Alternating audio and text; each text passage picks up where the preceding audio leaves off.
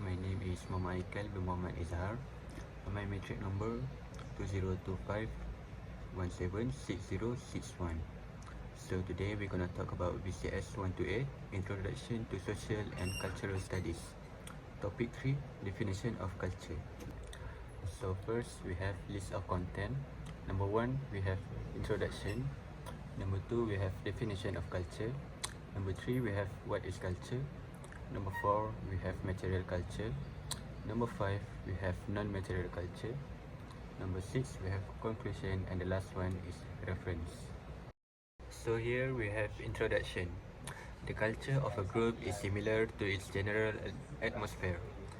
It encompasses everything that individuals have in common, including language, customs, ideals, and even the small thoughtless acts we do on a daily basis.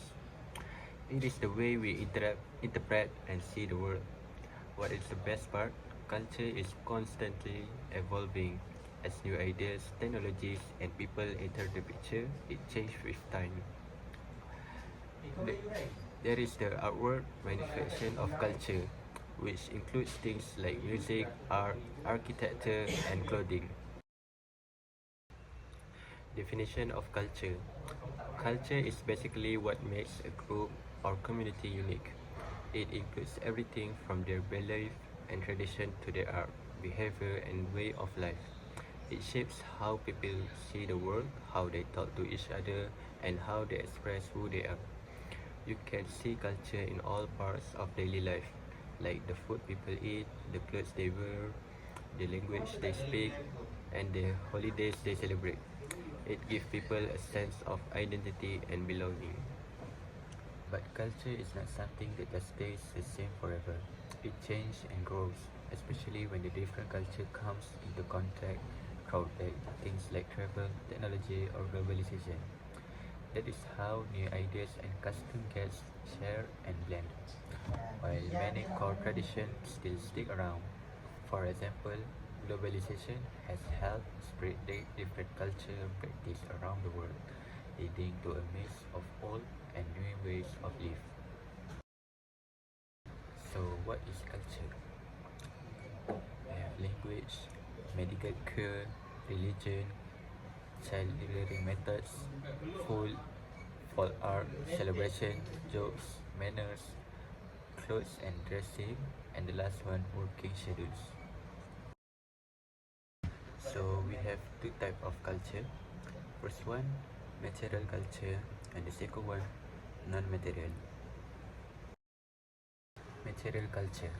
Everything that society makes, use, or values is considered material culture.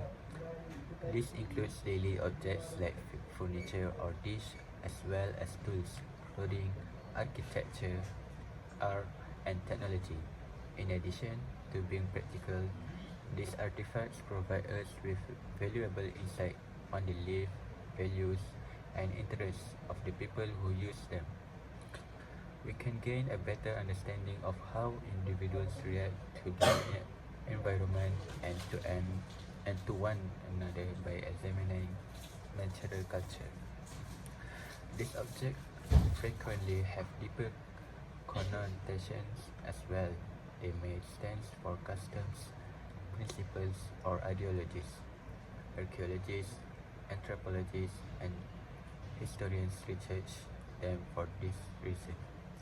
Throughout the artifacts humans have left behind, it assists them in piecing together the history of human life from antiquity to the present.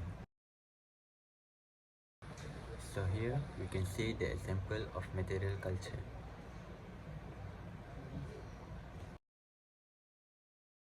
Non-material culture.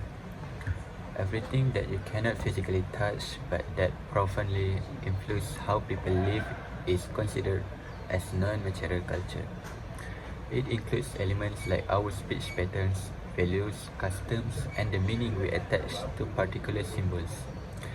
It is the foundation for our understanding of morality, how to treat others, and our own place in the world. Non-material culture is more about ideas and behaviors than material culture, which is about things like clothing, tools, or structures.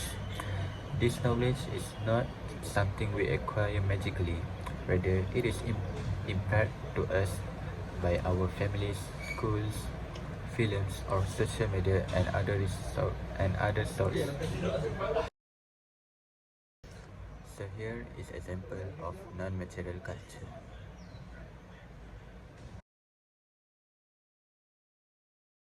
In conclusion, I believe that we can all agree that objects bear witness to the fascinating opportunities that come with studying material culture.